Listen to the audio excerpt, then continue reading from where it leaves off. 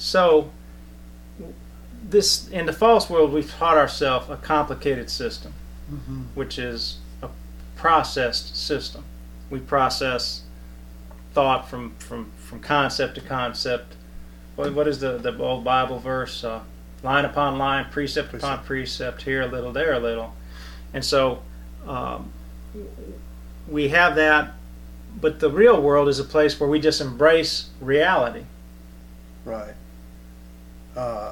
One system is a system of intense works where we have laid out a means whereby we can build our little private world with our little private system, and we've established our laws to govern it.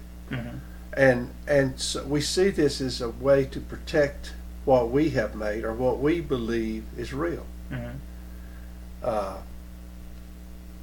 The release of that, the Course says it's as though you're losing your life, or you feel as though it's taking your life away, or there's this dread of, this is all I've got, and you're wanting to take this away from me, not realizing that all that you made was from a thought that was an illusion, and that couldn't possibly work anyhow, except within your idea and your little system of control.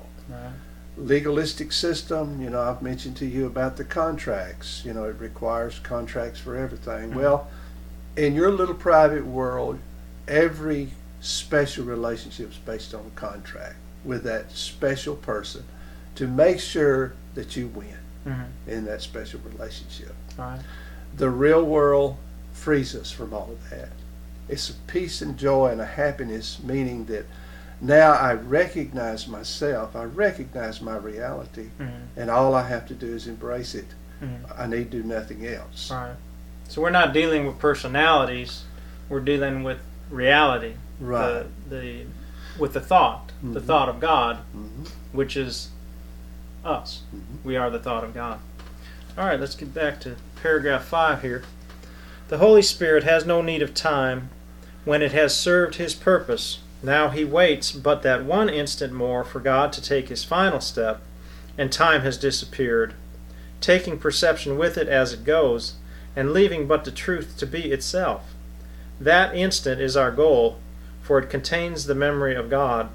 And as we look upon a world forgiven, it is He who calls to us and comes to take us home, reminding us of our identity, which our forgiveness has restored to us. The great thing that I love about this is going from time and space to this marvelous holy instant. The holy instant frees me from the concept of time that I made to imprison myself. And if you look at the instant, it's always in this instant that we're operating in this peace, because we will remember our Father in peace. And then one of my favorite passages is, I'll be still an instant and go home. It's out of this stillness, it's out of this quietness.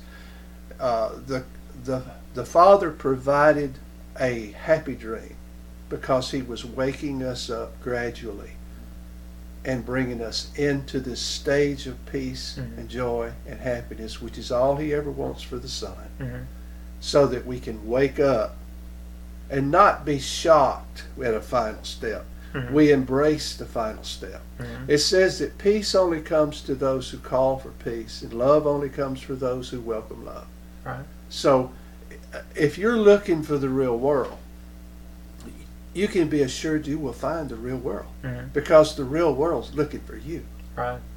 Is I'm reminiscent of in the Bible, in the book of Psalms, I believe it is, it says, be still and know that I am God. In other words, you have to have that stillness, the peace of mind, in order to remember who God is and the attributes of God. Now, it also talked here about the last step. So much of the time we want to put things off. We want to say, oh, well, that's in God's timing. He'll do it when He's good and ready. We talked about before that a lot of people declare a finished work, but it's never ever finished. It's always in the, when we get there, it's always in the future. Now, process, the Holy Spirit uses the process system that we made to bring us back to a place called the real world. The reason that the last step has to be taken by God, supposedly taken by God, we need to hear it that way, is because there are no steps back to God. We never left God. It's only His being and our being, which is eternal and one. So there can be no last step. So even when it says God took a step, the only step He took was our creation. Right. We are who He made us to be, who He created us to be, the thought of God. Right. And it's just a memory of that thought, the forgetting of everything else. Because once you return to heaven, to the state of heaven, there will be no recollection of the false world or the real world.